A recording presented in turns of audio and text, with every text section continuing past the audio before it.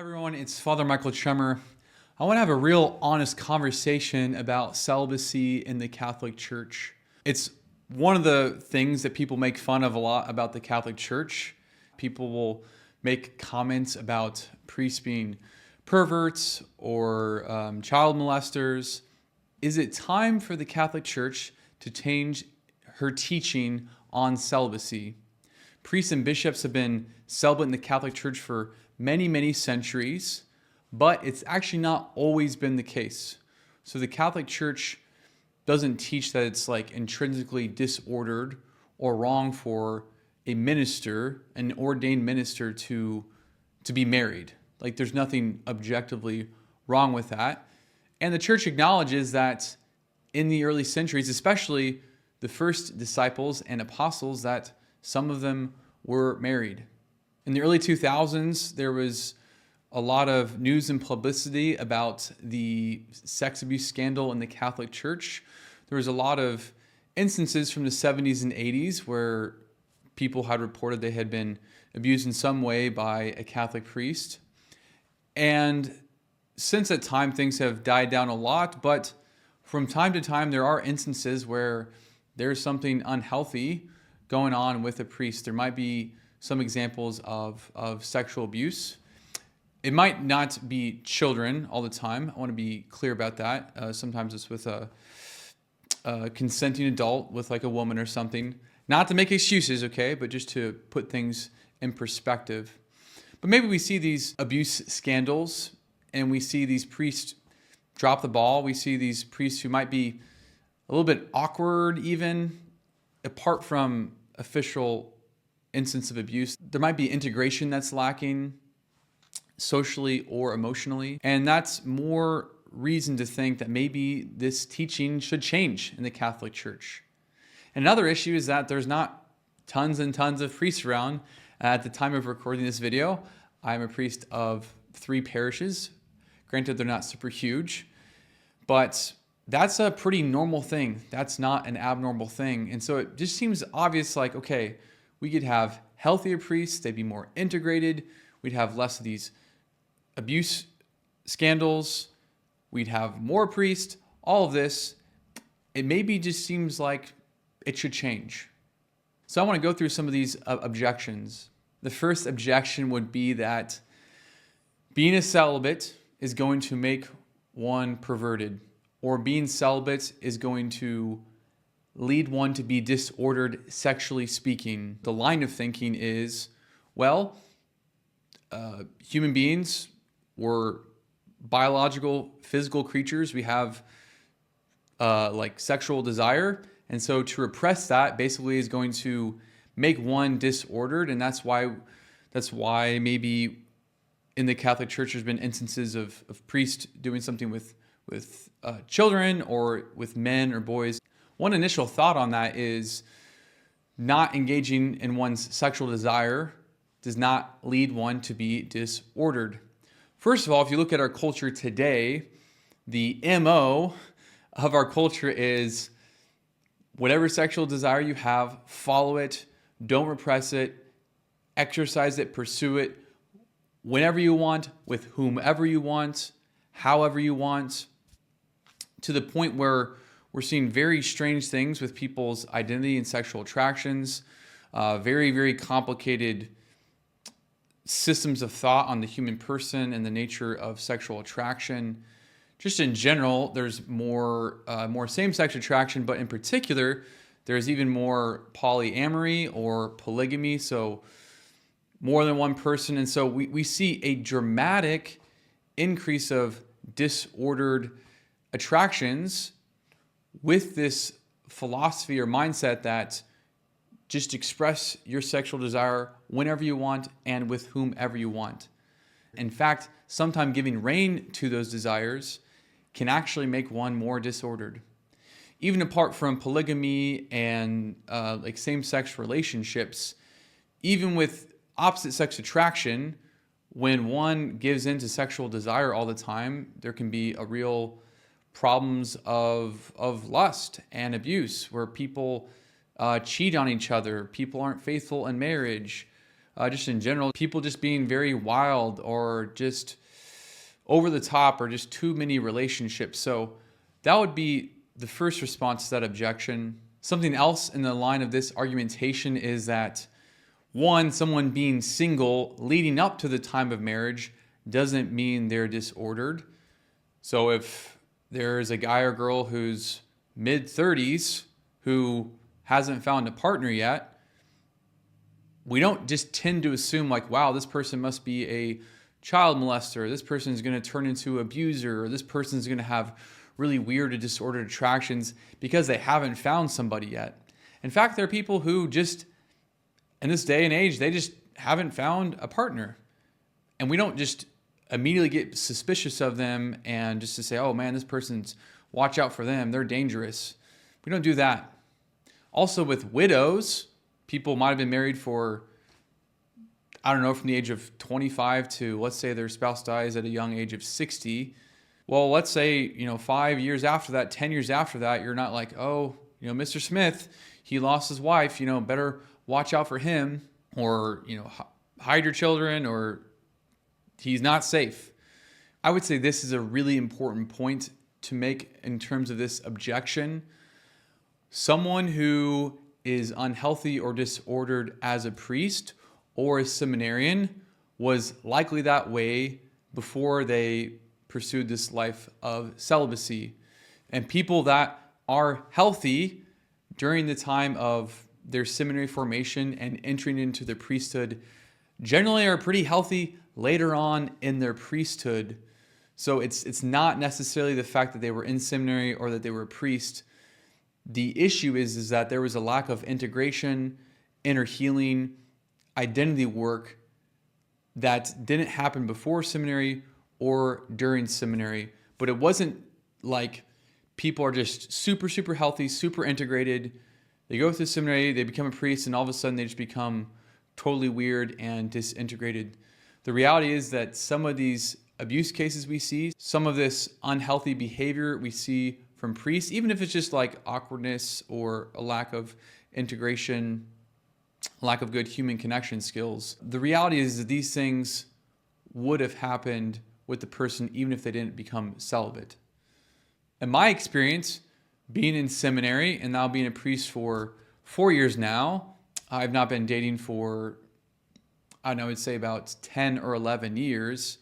I can tell you from my own experience, in pretty much every way, I've not become more disordered or more unhealthy. In pretty much every way imaginable, I have become healthier in every way possible, physically, psychologically, emotionally, spiritually, all these ways.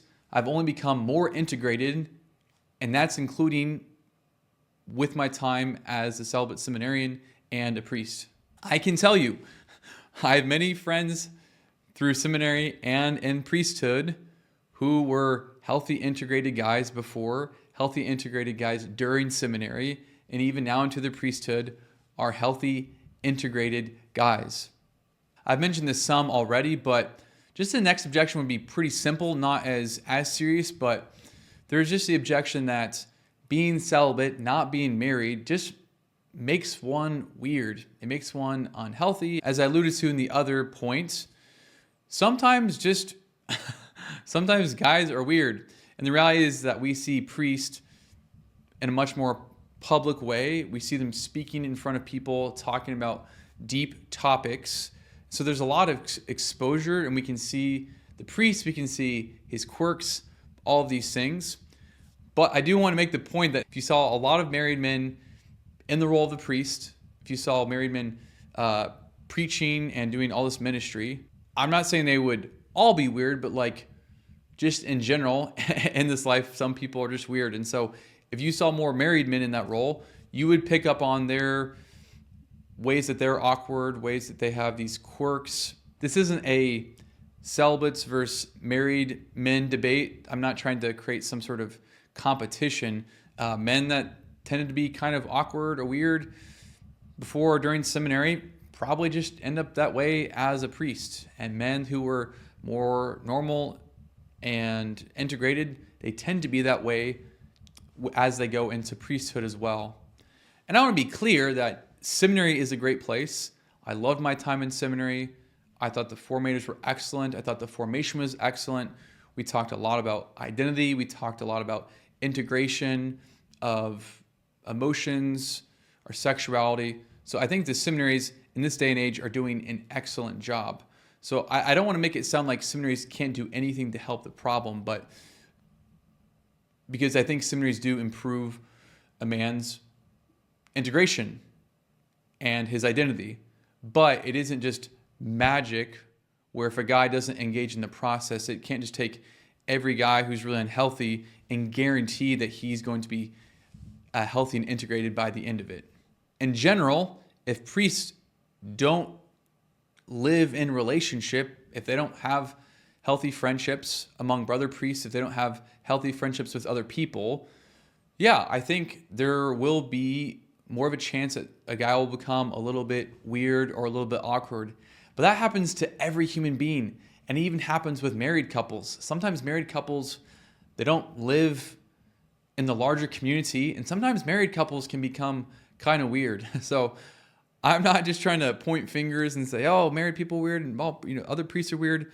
I don't want to make it even sound like the majority of priests have problems. I'm just trying to say that being lonely, no matter who you are, married or unmarried, priest or non-priest, yes, being more lonely will make one a little bit more awkward. So I will admit that as priests, there has to be intentionality in really living in relationship and living in communion with other people. The third objection would just be, doesn't seem like it's part of God's plan. Maybe we think that the Bible doesn't really talk about it much. We do know that in Genesis, when God created Adam, he said, it's not good for man to be alone. And I've heard a Protestant on a plane one time was telling me that when I was in seminary, she brought up that Bible verse.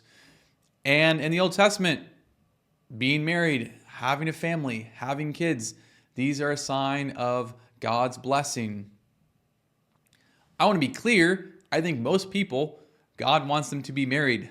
God loves marriage. God designed marriage. It is his primary means of sanctifying human beings and helping us live a life of holiness and growing in love. So marriage is a good thing. It is a great thing.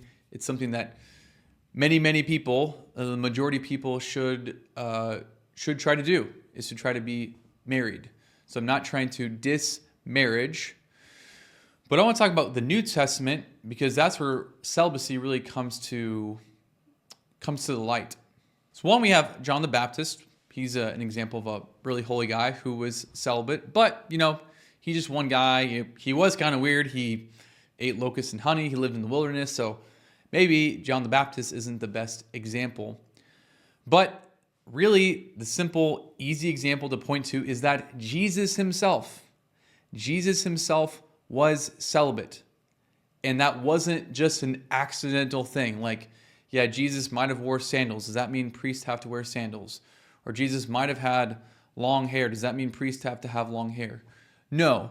But the decision for him not to be married is something very, very significant. And I've even heard speculation that this is maybe one of the reasons why it was hard for people to accept Jesus as the Son of God and the Messiah, because he was basically like a bachelor. He wasn't married. He was, 30, 31, 32, 33. That was kind of unusual. Even if that's true or not true, Jesus was celibate. And the Bible talks about his spousal nature, even though he's a celibate man. So Ephesians 5 talks about Jesus as the bridegroom. There's other references too, like John the Baptist calls him the bridegroom. But Ephesians 5 talks about Jesus as the bridegroom or the groom, and the church, God's people, as the bride. And so when Jesus gave himself up on the cross, that was more than just a painful sacrificial act. That was actually the act of a lover, a spouse giving himself up for his bride. And so Jesus very intentionally chose to be celibate. And so when priests and bishops are choosing to be celibate, it's a way they imitate Jesus, who wants to offer himself for God's people with this spousal love, but he doesn't want to limit his spousal love, and he doesn't want to limit his spousal love to one particular woman in an exclusive relationship, but he wants to offer himself in a more general way, in a spousal way, to all of God's people. And then we know that in heaven, marriages no longer exist because everyone will be married to God. And so celibacy reminds us that one day we'll be married to God. So priests and sisters, they give a witness to the fact that this state that we're living, like we're, as in terms of me, a priest, and other sisters and priests, the way of life that we're living is actually going to be the type of life we live in heaven. I'll actually just read a passage from the Bible here. So in Matthew 19, Jesus is talking about divorce, and the disciples are really challenged by Jesus's radical teaching on divorce, because divorce was something that Moses would allow that to happen sometimes. Jesus says it was because of the hardness of your heart. So the disciples, in response to all this, they say, if such is the case of a man with his wife, it is not expedient to marry. Other translations say it'd be better for him not to marry. But he said to them, Jesus said to them, not all men can receive this precept, but only those to whom it is given. For there are eunuchs who have been so from birth, and there are eunuchs who have been made eunuchs by men, and there are eunuchs who have made themselves eunuchs for the sake of the kingdom of heaven. He who is able to receive this, let him receive it. So eunuch, someone who is not having sex, someone who is not getting married. So Jesus is saying there's some who have been eunuchs from birth. So that's people with basically birth defects or some sort of other physical handicap that prevents them from being married and having sex. The second type, Jesus says there are eunuchs who have been made eunuchs by other men. So sorry, this is kind of a pretty detailed, raw video, but basically in history, there were men who were castrated so that they couldn't have relations with the queen or any other woman. And so there's people who have born with physical disabilities, those who were made eunuchs by other people. There's a third category. There are eunuchs who have made themselves eunuchs for the sake of the kingdom of heaven. He who is able to receive this, let him receive it. So my question is, if you don't think celibacy should be a thing, what is this third category of people that Jesus is referring to? Who are these eunuchs who are voluntarily choosing to not be married for the sake of the kingdom of heaven? One that perfectly describes Jesus, and then it also describes priests and sisters, those who are choosing to not be married for the sake of the kingdom of heaven. I'm going to read a little bit from 1 Corinthians 7. So St. Paul is talking about marriage and the rights between a wife and a husband. But this is what he says in verse 8 and 9. To the unmarried and the widow, I say that it is well for them to remain single as I do. So St. Paul, amazing saint, wrote most of the New Testament, was celibate. He says, but if they cannot exercise self-control, they should marry, for it is better to marry than to be aflame with passion. So St. Paul is saying if someone can control their passions and they can remain celibate or unmarried, he's saying that this is an ideal state that he recommends. And keep in mind that this is the word of God, not just the word of St. Paul. In verse 32 in chapter 7, he says, I want you to be free from anxieties. The unmarried man is anxious about the affairs of the Lord, how to please the Lord. But the married man is anxious about worldly affairs, how to please his wife, and his interests are divided. And the unmarried woman or virgin is anxious about the affairs of the Lord, how to be holy in body and spirit. But the married woman is anxious about worldly affairs and how to please her husband. I say this for your own benefit, not to lay any restraint upon you, but to promote good order and to secure your undivided devotion to the Lord. And so, being unmarried, a priest or a sister can more devote themselves to serving others, to the church, They have more time to dedicate to God himself, to growth in holiness. And so that's some of the reasons we have celibacy. The last thing I'll say to this objection that celibacy doesn't seem to be part of God's plan is that there are many good and healthy things that are noble when we sacrifice them for God. So one, food and eating is good. We have bodies, they're meant to be nourished. We're also just meant to live in general. Like, life is a good thing. That's why we should take care of our health. That's why we shouldn't physically hurt people. We shouldn't murder people, because life is good. But for the sake of God, sometimes to do a voluntary sacrifice of something good is noble. So fasting in general, like, food is not a bad thing, but sometimes people fast from food for a spiritual purpose. That's very clear and obvious. Another dramatic example would actually be martyrdom. Life is good. Life is not a bad thing. And not like suicide, but if someone is being persecuted for their belief in Christ and they lose their life because they're giving witness to Jesus, even though their life is a good thing, it's wonderful that they're actually laying that down for the sake of the kingdom, for the sake of Jesus. And so if someone can give up their very life, is it not reasonable that someone could give up a good like marriage? So now, just to conclude, I want to share about my own experience of celibacy. And I'm going to tell you why I love being a celibate priest, and even specifically why I love celibacy. I remember when I was going to seminary, people were asking me like, hey, well, don't you want to be married? And every time I'd say, yeah, I would love to be married. I would think it'd be wonderful to be married and have a family. And then they would say or think, well, then why don't you get married? And I would say, well, I don't think God's calling me to that. And they would say, well, you can still serve God and be married. And I said, yeah, I know. I don't think that the only way to serve God is just by being a celibate priest. I totally get that, but I don't feel like God is calling me to that. So what I love specifically about celibacy, one, I love the availability I have for my relationship with God, specifically with prayer. I have a schedule, I have a lifestyle that allows me to have a generous amount of prayer time with the Lord, just in general, but especially in the mornings and at night.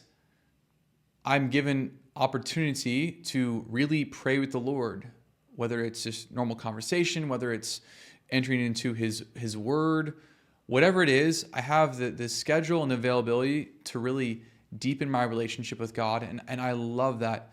It'd be awesome to be a father. It'd be awesome to have kids, but I just love how much I can pray. I love my time I spend with the Lord. It's like my favorite part of the day. Closely connected to that, I just love belonging totally to Him. Like, He has all my heart. And certainly, like, when we love other people, we glorify God. But there's still just something about, like, I don't know, like, I don't belong to another woman. And I don't say that to be a bachelor, but like, I just love the fact that I belong totally to God, that I am totally His. So I love that deep exclusivity I have with the Lord. And then another point that's, I guess, kind of the same point would just be, I love being able to make that sacrifice for the Lord. Like, I do think God has blessed me so much, and I mean, it's a free gift. I don't have to pay Him back, but in gratitude, I want to give back to Him. And so I'm just so grateful that I can offer Him something very valuable. And that's actually why it's important that a man preparing to be a priest actually desires marriage. He desires to be married to a woman and have a family, because celibacy is meant to be a sacrifice. And so for me, it's like I dated in college. I liked women. I liked dating, all of that. So that makes my sacrifice of celibacy actually worth something. And it's just such a wonderful gift to be able to make to the Lord. Something else I love about celibacy is the special connection I have with my brother priest. The fact that they're living the same lifestyle, they're making the same sacrifice. We have this really strong, deep connection. And that brotherhood and the priesthood is so unbelievably fulfilling. As I mentioned before, I feel like emotionally, spiritually, psychologically, all these things, I feel like I'm healthy. I feel like I'm integrated. Doesn't mean I'm perfect. Doesn't mean I don't have certain things to work on, okay? But I really do feel like a healthy human being. I do feel like I'm fully alive. And I've been a priest now for 4 years, been a celibate, again, for 10 years or so. And I just love my life. I don't really feel lonely. And if people feel lonely, that's not the end of the world, because that's part of the human experience. But I don't feel lonely. I've never regretted this decision, even for a split second. There's been days I've been stressed. There's been times I've been discouraged. All of that. But even for a split second, I've not regretted this decision to be a celibate priest. I love being a priest. I love being celibate. So what is the solution for the church moving forward? So one, as I talk about this topic, I don't want to over-exaggerate, as I said before, to make it sound like most priests are just really unhealthy. I don't think that. I'm just trying to be honest that there have been issues and there can be issues.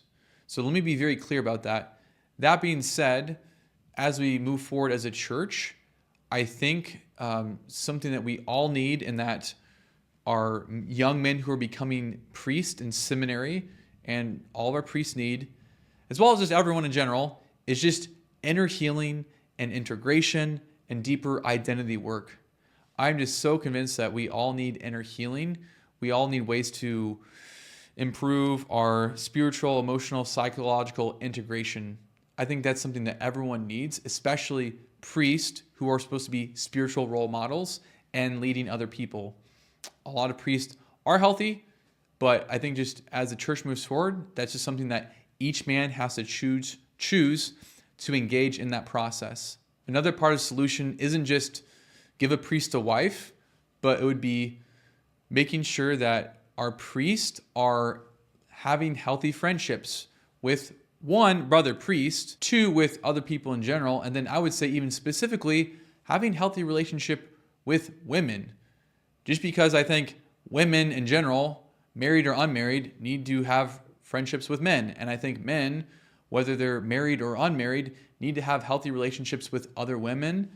Men and women are complementary, even beyond when they're married to each other. Just in general, I think as a human community, we need each other. So personally, I've had great brother priest friends. I've had great married men friends, and I have great married and single women friends. And so I have a variety, and I'm not just trying to brag about myself or pat myself on the back, but I'm just saying this is something that's been in my life, and I think it's just really allowed me to have a really enjoyable life and enjoyable priesthood. To conclude, I think anyone who hasn't done the work of inner healing, one who hasn't deepened their identity, one who hasn't found integration in their identity, someone who isn't being a person of communion, someone who is living an isolated life, I think married or unmarried, I think is going to be an unhealthy person, or they're at least going to struggle with some things that are disordered, or they're going to have other struggles that people don't. I think we need healthy relationships with men and other women. I think we need to live in community. So I think priests or non-priests, if we're doing these things, we're going to be healthy people. But I think celibacy in the Catholic Church is a beautiful thing. I know there's been struggles, but even other Protestant ministers, other people in the world, married people also can struggle with the same thing that priests do. They can struggle with loneliness. And yeah, even married people, other Protestant ministers, these people have definitely committed abuse. It's not just a priest problem. This happens in the world, but it's now become a stereotype in the Catholic Church. And it just kind of catches our attention more when it's like, oh, here's another thing that affirms what we think about the Catholic Church or what we think about priests. And what happens with other people, they don't fit so easily into certain categories, so it doesn't really strike our attention as much. But I don't think the Catholic Church should change the teaching on celibacy. I think it is beautiful. And I think to put all the focus on celibacy or no celibacy would maybe just distract us from the deeper work of inner healing, integration, and living a life of communion that we really need to work on. So yeah, this is a very honest conversation, but I think it's just something that needs to happen. So thank you for watching or listening, and God bless.